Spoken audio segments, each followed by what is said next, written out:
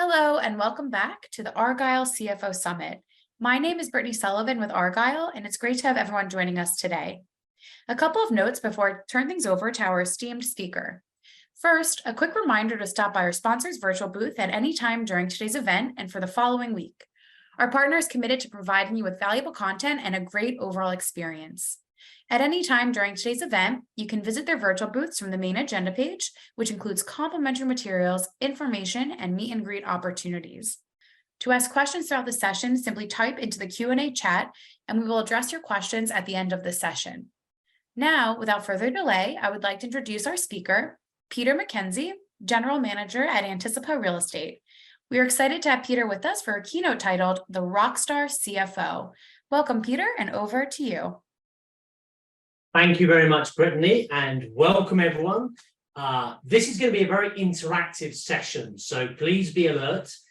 Keep interactive with me, and I'm going to ask you some questions as we go along.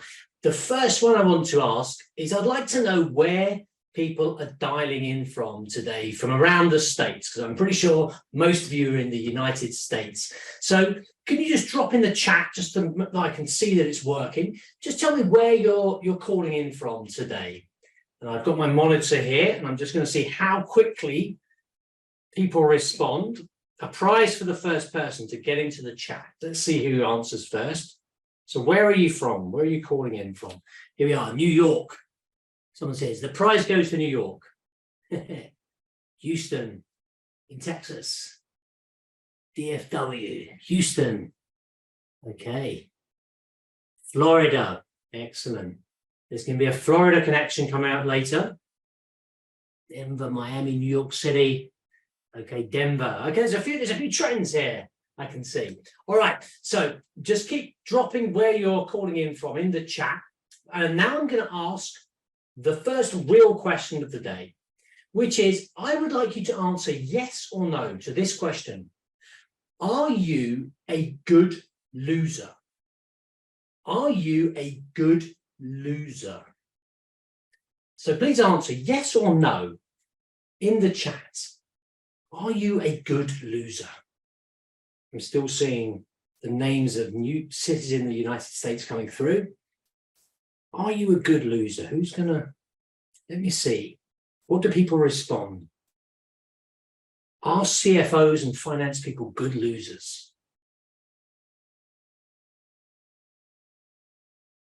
I'm waiting for some responses.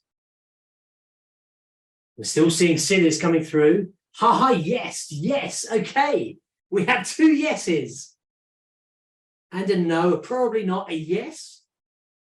Wow, so the yeses are winning. People are claiming to be good losers. No. Yes. The yeses are winning. This is one of the first times I've ever experienced this, because normally most people in a room will shake their heads and say they're not good losers. And all I can say to the people answering yes, thank you. Thank you for making the world a better place. And thank you for putting up with the rest of us who are answering no, the people that are the bad losers. Now, I have to admit that I am a bad loser. In fact, I'm a terrible, terrible loser. I live by this quote, which you might recognize from Vince Lombardi, a famous American football coach, who said, show me a good loser and I'll show you a loser. What a horrible, horrible quote. And the reason I think I have this terrible attitude is because of one person in my life. And that person is my big sister. You see, when I was 8 years old, she was 4 years older than me. In fact, technically, she still is 4 years older than me because she's still alive. But back then, when I was actually 8, oh, my phone is ringing. Hold on a second. Apologies for that. So when I was actually 8 years old and she was 12 years old, that was a huge, huge difference. She was able to beat me at absolutely anything. If we were to play physical games, wrestling or fighting, she would thrust me to the ground and wrestle me down. And that was awful for a young, hot-blooded male like me. And not just that, she was intellectually superior to me. She was able to beat me at chess, at checkers, and especially at a game called Monopoly, which I'm sure you know. She would thrash me. In that game, she would own the bank, she would control the board, she would control the pieces, and she would beat me every single time. But one day, I got really, really close to beating her because I copied her strategy. I was this far away from winning when, you know what she did? She stood up, she flipped over the board, the pieces went everywhere, and she walked out of the room. I'd lost again. And I had to do what all young children did. I had to go to my room and fantasize about being the best, fantasize about being number one. I would dream and fantasize about scoring the winning goal in the World Cup final, the soccer World Cup final for England. I would fantasize about winning Olympic gold in athletics. I would fantasize about being a rock star on stage in front of thousands of adoring fans. Now, no one likes to think about being number two, picking up silver medal, or being backstage supporting the rock star. But as we get older, as life goes on, those sort of things happen. We end up going through school, getting a degree, getting a job, getting a career, perhaps becoming a CFO one day. But then we sometimes get overworked, overwhelmed, and some people even end up burning out. But there are people that make it to the very top, people that manage to get to that rock star status, becoming rock star CFOs. And the question I want to ask today is, how do they do that? And what do they do? So here's what we're going to go through. I want to ask exactly, what does a rock star CFO look like? Why aren't you a rock star yet? And how you must challenge the status quo if you want to become a rock star. So let's get started. The first question is, what does a rock star CFO look like? Well, that was the question I was asking myself some years ago. I was actually on my knees back then. I'd gone through a terrible, terrible time. You see, I'd spent 20 years at Citibank. That's where I earned the title of CFO. My name is Peter Mackenzie, and I'm now the general manager of a company called Anticipa Real Estate in Spain. But most of my career, I've been in banking. I'd spent 20 successful years at Citigroup. During that time, I'd gone through all the different businesses in the bank, from the corporate investment bank through consumer banking to operations. I traveled all over Europe. I worked in London, I worked in Lisbon, I worked in Madrid in Spain, I worked in Barcelona. And throughout that 20 years, I worked really hard. Every time I worked harder, I got a promotion. I became CFO of a big business. I became CFO of a bigger business. My career at Citi was an upward line to success. But after 20 years, I took a gamble. I decided to leave Citi and join a private equity firm in Madrid. I decided to join a real estate company that was owned by Apollo. And it was a sort of startup company that was half owned by Banco Santander, and it was a challenge. But what happened there is I was working for a very, very difficult CEO. He was pretty tough.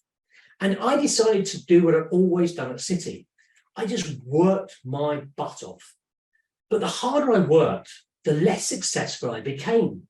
The old recipe didn't seem to work for me this time. He got more and more frustrated with me, and I worked harder and harder. I did long hours, working into the night, working weekends, but nothing seemed to solve the situation. After a year, I left that company, and I was out of work, and I was wondering what I had to do to become a better CFO. In fact, I even thought about leaving the profession. So back then, what did I do? Well, what I did is I got a coach. She was a CFO, an American actually, and she'd been a long-term CFO for many years. And she began to help me to define how I needed to do things differently to advance in my career and look for another job.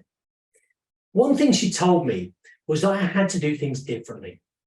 She actually gave me a book by a guy called Malcolm Goldsmith. And the book is called What Got You Here Won't Get You There. Let me repeat that. What got you here won't get you there. It was a perfect lesson. She also asked me to speak to people in my network, other CFOs. I did all sorts of interviews with people that I knew. I joined Steve Roswald's CFO University. I read up on finance. I totally changed my outlook. And then I got another job, the job I'm currently in. This time working for another private equity firm called Blackstone, another real estate company in Barcelona this time. And I've been there now for 8 years. I've done things differently. And I'm now, in fact, the general manager. I'm no longer the CFO. And I'm not claiming to be a rock star, but I did speak to many rock star CFOs along that journey. And that's why I today can give you the recipe of what makes a rock star CFO based on what those people told me. So they're basically 10 words to describe a rock star CFO. They all begin with C. And the first set are skills. Skills that a really superb rockstar CFO has. And here they are. Now, I'm going to go through just a couple of these.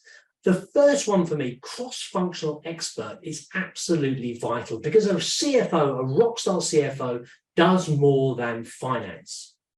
So here's my next question for you. I want to ask you, if you do anything more than finance, what other area do you look after? So drop in the chat, if you look after another area that's not finance, what area do you look after? Let's see what people answer. Typically, some finance people look after HR. Let's see what people say. What other area do you look after? Looking down the chat, there's a little bit of a delay here, so I have to wait for you to respond. So give me some examples of other areas that you're responsible for.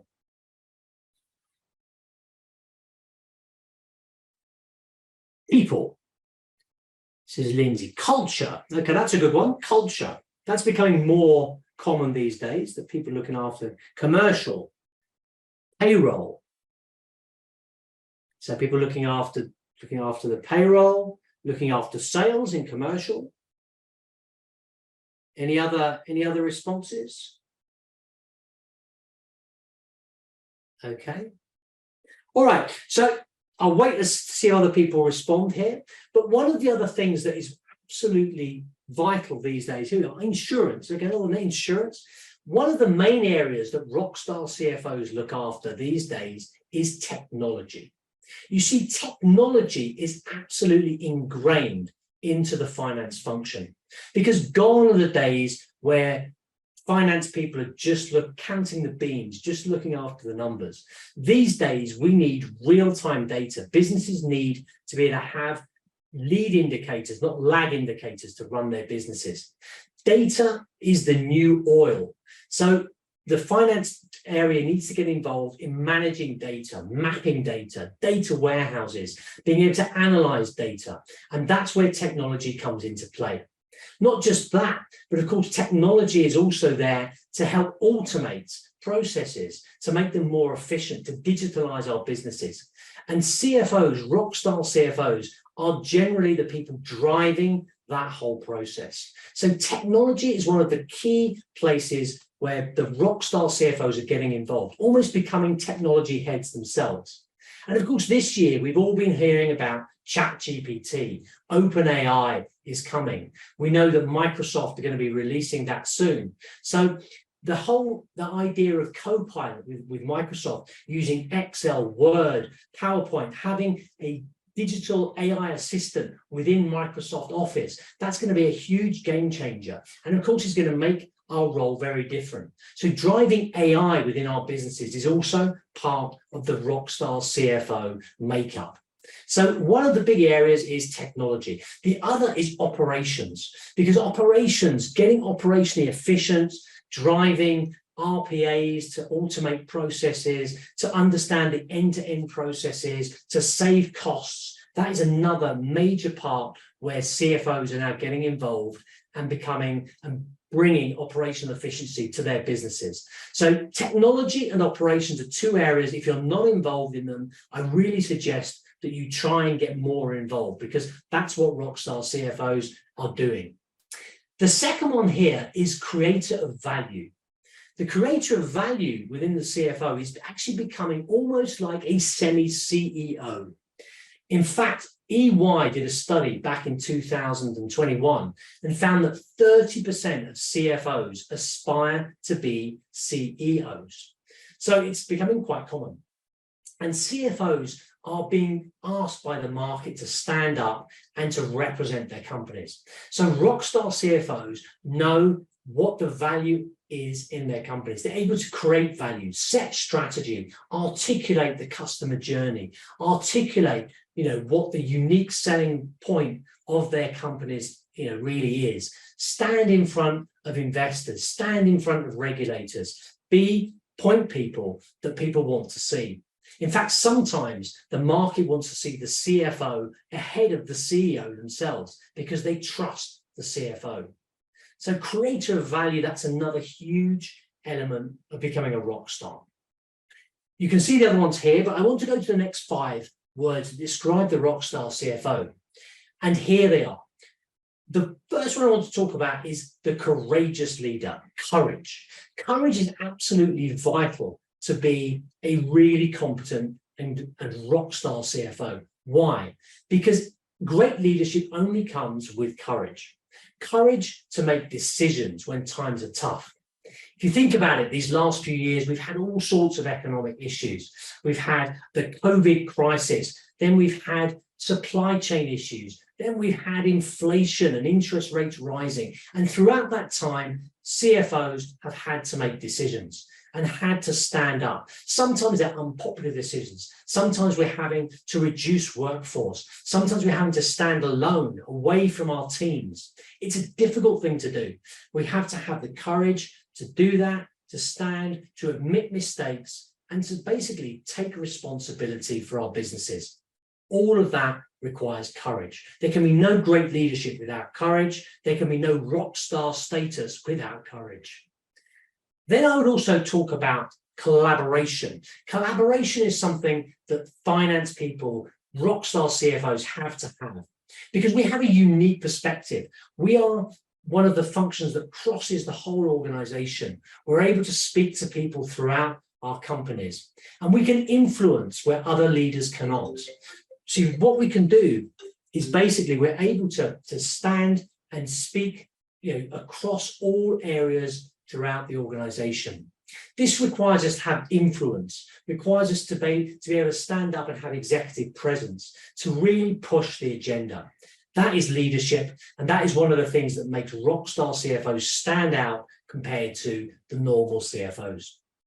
So there you have 10 words that describe the rockstar CFO. Hopefully you've taken a note of some of those. I'll put them back up later. But the question then is, if we know what a rockstar CFO actually looks like, why aren't we all rock stars? Why aren't you a rock star yet? Well, that comes down to a few things. The first thing I would say is a little bit like the story I was telling before. Sometimes you have to look at yourself and wonder, with the list of things that make up the rock star status, what is the gap between what you are doing today and what a true rock star is able to do? And often the whole thing comes down to this, comes down to our mindset. Now, I always like to bring my brain with me whenever I give a talk like this or give a presentation. I find it helps. When I give live presentations, I always have this with me. In fact, one time I did forget my brain on the plane and the talk did not go well. But our brain plays a huge part in our success, and not just in our thinking and cognitive ability, but also our mindset. And here are a few of the things that get in the way of our success. Often things like stress, things like having a fixed mindset, thinking that we're not able to grow, not able to learn, not able to step up and make a difference, even though we may have the ability. Having imposter syndrome is another thing that I see a lot amongst people that I coach in the CFO world. People that they really don't think they're able to do the job and go beyond where they are today. I see many people who are perfectionists. So where, CFOs, finance people, we fall into the trap of wanting to do things so precisely and so well that we become overly perfectionist. And of course, being busy all the time, just doing too much, being in the weeds, not being able to stand back and take a big picture view of what's going on and being able to really stand back and take the strategic view rather than the detailed view. And finally, I would say having no vision, not understanding that gap analysis I spoke about just now, not understanding where you are trying to get to. Now, the great Stoic philosopher Seneca said this: if a man knows not to which port he sails, no wind is favorable. Of course, this applies to women too. If a woman knows not to which port she sails, no wind is favorable. What was Seneca saying? Well, Seneca was saying that if you don't have a direction, then all winds are going to blow you anywhere. You're never going to get to where you want to go. So the first thing to do is decide what you see yourself doing, what makes up a rockstar CFO, and how you need to make that journey to get there, having that destination clear. So if you need to become a rockstar CFO, there's one thing further. You need to challenge what you're doing today. You need to challenge the status quo, the definition of a finance leader. So let me tell you a story. Now, I saw a few people in the chat saying that they were from Florida. So maybe someone here is actually from Miami. I don't know. And you may recognize this guy in the middle of this photo. He's a friend of mine. He's called Leo Messi, and I believe he's just turned up in Miami. Of course, he's a soccer player. He's the world's greatest. He's what we refer to as the GOAT, the GOAT, the greatest of all time in soccer. Now, I met him a few years ago in Barcelona, and I have to say he was a lovely guy, but I'm not going to tell the story about that meeting. I'm going to ask you to imagine a scene when Leo Messi is playing football for Barcelona about 8 years ago. So imagine the Camp Nou, which is the Barcelona football stadium. It's full of over 100,000 people. It's the biggest football game in Spain. It's Barcelona playing Real Madrid. And the crowd are not happy because Barcelona are losing the game 1-0. And there's only 10 minutes left to go. And Leo Messi is doing something very strange for the crowd. He is walking around the pitch. He's not running hardly at all. So much so, the crowd are getting frustrated that there's a guy on my right-hand side who starts to shout, Messi, muévete, Messi. He's asking Messi to run. And I look at this guy and I look at him and realize he doesn't understand how Leo Messi plays football because Leo Messi doesn't run so much. Then Messi picks up the ball and things change in an instant. Suddenly he's moving really fast. He's darting in and out of Real Madrid defenders. He gets to the edge of the area, his foot comes back and boom, the ball hits the back of the Madrid net. It's a goal. The crowd roar, goal! And then they start to shout, Messi, Messi. They're treating Messi like a god. But of course, he's not a god. He is the GOAT, the greatest of all time. Why? Because he doesn't run all the time. He saves his energy. He saves his energy for when it really counts. He doesn't play the 90 minutes. He plays the key moments, and that is when he strikes. And that is what makes him great. And that is the lesson that we can all take away. It's about striking really hard in the key moments. And here is another GOAT. You may recognize him as well. Of course, it is the sprinter, Usain Bolt.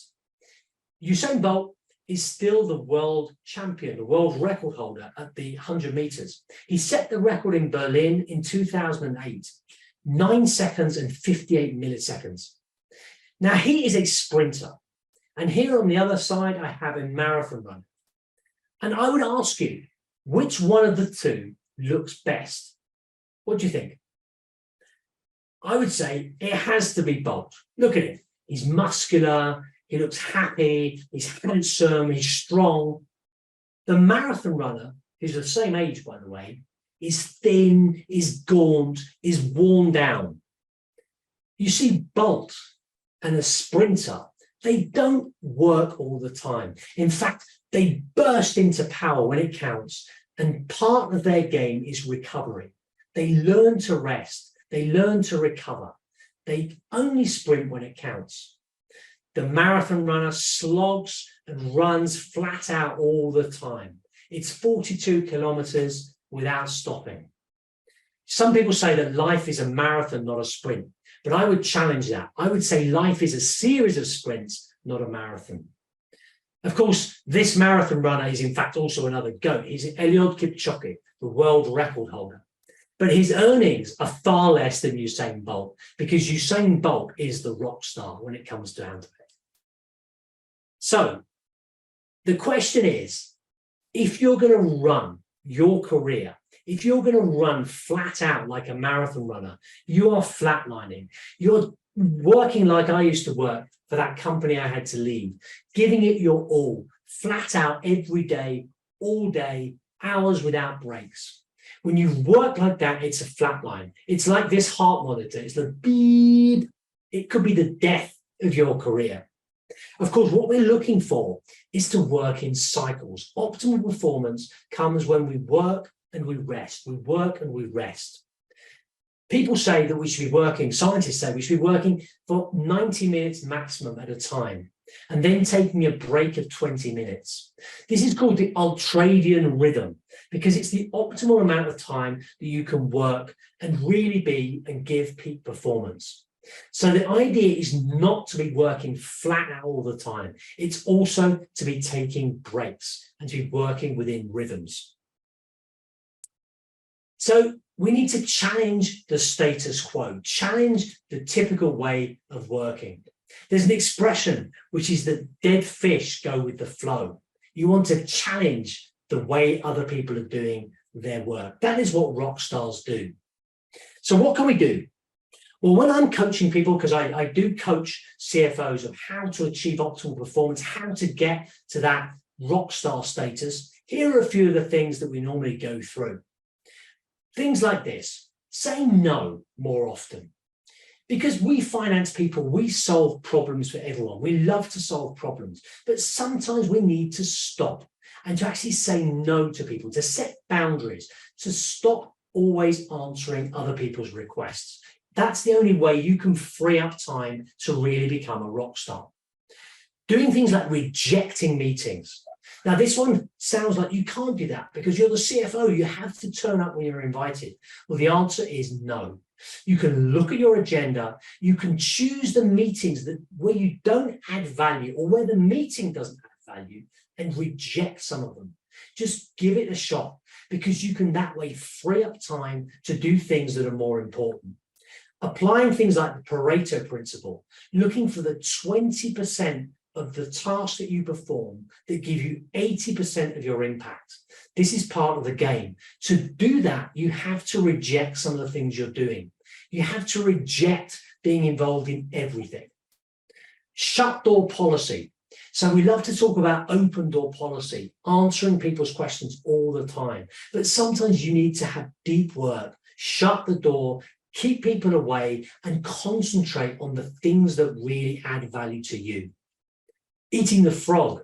So doing the difficult thing early in the morning before anyone's disturbing you. So again, setting time aside to do that. Stopping getting so busy. Don't get caught up in the trivial. Focus on the important. Removing distractions.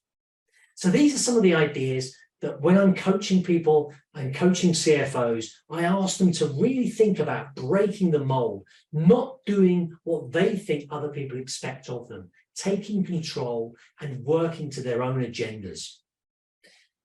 As I come to a close, I just want to ask you, to provoke you to think about what you can do to do things differently. I've given you some ideas there, applying Pareto, thinking about that 20% that makes all the difference. Think about how you can manage your energy throughout the day, taking more breaks, saying no, not going to all the meetings, things that you can do differently to free up time, to free up energy, to work on what counts, to be like a sprinter, to be like Leo Messi, to strike when it counts, because that's what sets the true rock stars apart from the rest of the CFOs.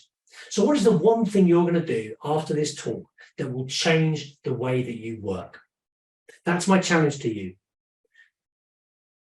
As a coach, I help people achieve rockstar status. So if you really want to get to the next level and you're interested in what I've said, please reach out to me. You've got my details here. You can take a snap of that screen, take a screenshot. If you reach out to me, that's in the circle there is my website. You've got my LinkedIn, you've got my email. I will give you a set of energy management tools for free. It's a PDF. And if you're interested, you can reach out to me and we can have a free coaching session. And I will help you on the path to getting to the next level where you want to be in your career. So if you want to do that, please reach out to me. There's my details. And I will leave you with this screen, which are the 10 words I spoke about before. I spoke about 4 of them, but 10 words that describe the rockstar CFOs. If you want to take a screenshot of that as well, here are the things that make up a rockstar CFO, according to all the rockstar CFOs I interviewed those 7-8 years ago, and they still all apply today. So I'll leave you with that last message, perhaps. I'll leave you with the message just to think about a couple of the key things I said. Firstly, what got you here won't get you there. You need to change to actually move to a next level, to move to the next status. 2, become a rebel. Break from the mold of what you've always done. Break the mold of what's expected of you. Do things differently. And 3, grab hold of the game of your career and your life. Think about that Monopoly board that my sister used to throw up in the air. Grab your own Monopoly board. Grab your own game. Play by your own rules and make sure that you are the winner. And that's the way you can achieve rockstar status and become the CFO you truly want to become. So there, I'll leave it. That is the rockstar CFO. If you have any questions, if you had any questions throughout the talk, please drop them in the chat. I don't know, Brittany, if you have had any. Yeah, thank you so much, Peter. We're actually at time, so any questions that have come through, we'll be sure to send your way to see if you would like to follow up afterwards. Okay. But thank you so much for such an incredible keynote presentation. I also did want to thank everyone else for joining us today. This session, along with all of today's content, will be made available on demand following the event. Thank you so much again, Peter. Thank you. Thank you very much, everyone.